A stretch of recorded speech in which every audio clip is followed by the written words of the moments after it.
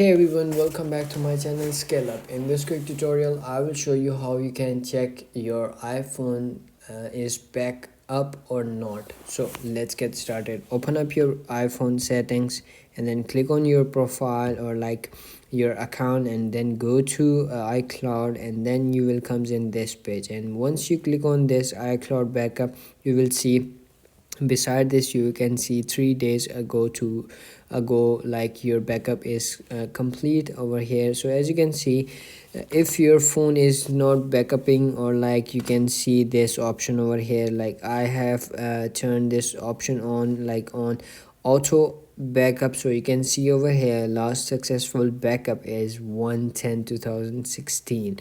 So as you can see, you can simply do is click on, if you didn't have backup, you have to do is click on backup now, and then your data will be backup on the iCloud storage. And that's it. If you found this video helpful, don't forget to like my video, subscribe my channel Scale Up, and also drop me a comment for more tips and tricks videos. Thanks for watching. See you in the next video. Have a nice day. Bye bye.